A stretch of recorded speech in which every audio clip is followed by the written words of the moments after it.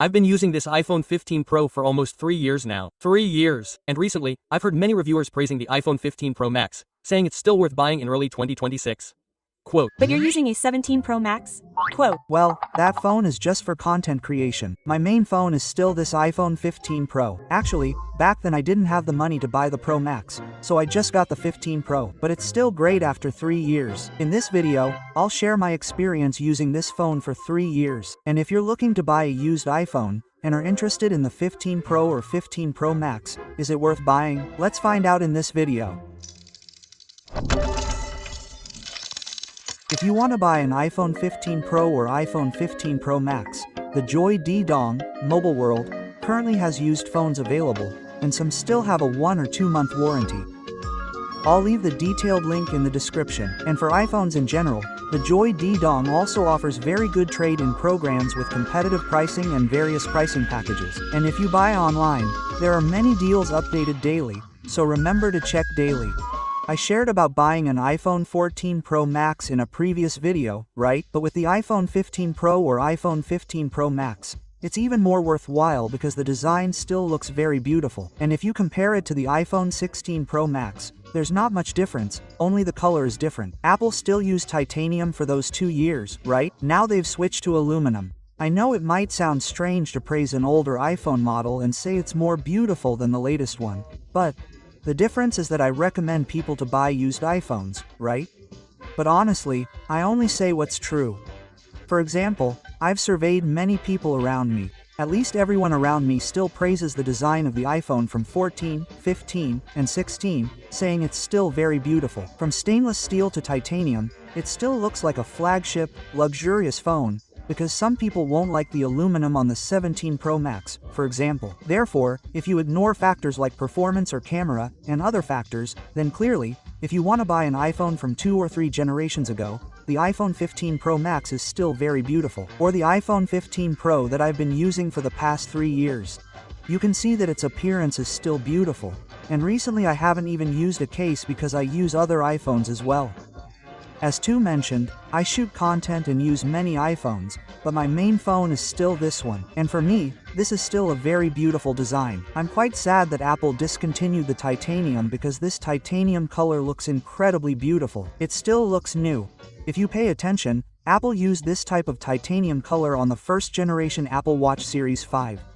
Later, they also used titanium like that, right? The brushed finish looks very beautiful. So, the iPhone 15 Pro Max is generally still okay and durable after a period of use. And if you want to experience a larger screen, you can choose the iPhone 15 Pro Max. We will have a screen with the same display quality as the current generation. Super Retina XDR display, 120Hz, always on display, generally speaking, DCI-P3 technology, everything.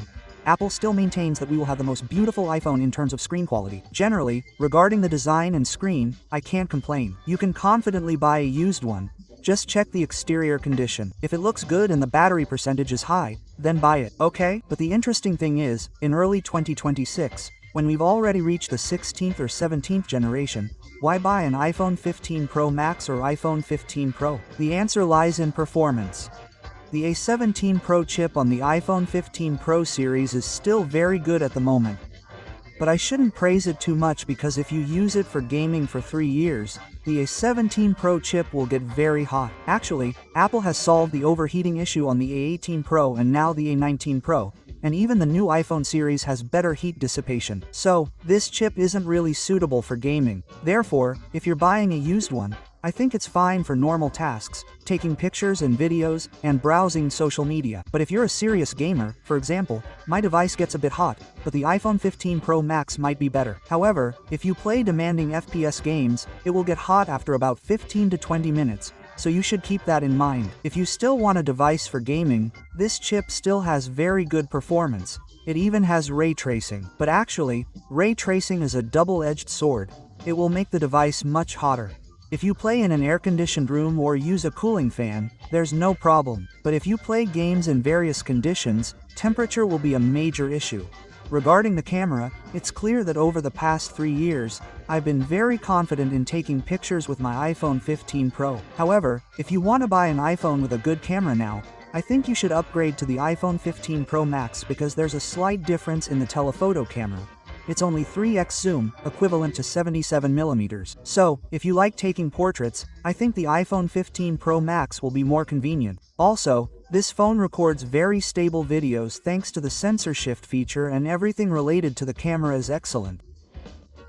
Even if you upgrade to the 16 or 16 Pro, you'll find it difficult to see the difference in normal conditions. In general, you've seen me praise the iPhone 15 Pro and 15 Pro Max quite a lot because, for me, these are very noteworthy choices if you're currently using an older iPhone, or especially if you're a student looking to buy your first iPhone. This is a model I think is worth considering. It has a beautiful design, a good camera, and stable performance. It only gets a little hot when playing games, but for those who don't game much, it's perfectly fine. Some of you might ask, why not upgrade to the 16 Pro Max? Well, it's significantly more expensive. So, if you only have a certain budget, I think these phones are very noteworthy choices. For example, for around 15-16 million Vietnamese dongs, you can buy a used iPhone 15 Pro Max or 15 Pro. It still has USB, titanium, everything. In short, it's not much different from the latest iPhones now. Regarding the story about buying an iPhone and upgrading it 1 or 2 generations later, those with money will just buy the latest model anyway. Why would they buy a used one, right? So I know that many people are wondering and even comparing the iPhone 14 Pro Max with the iPhone 15 Pro Max. For me, either phone is fine, whether you like stainless steel or titanium. It's just about the appearance. As for performance and camera quality, clearly, even if you go back 1 or 2 generations of iPhones, there isn't much difference. And if you are looking to buy a used iPhone in general, the Joy D-Dong, Mobile World, currently has many models available for you, and the prices are very good now. They also have policies such as trade-in programs, 0% installment payments, and some phones bought online will have daily price reductions. So, you can find the details in the description below. Goodbye for now, see you again.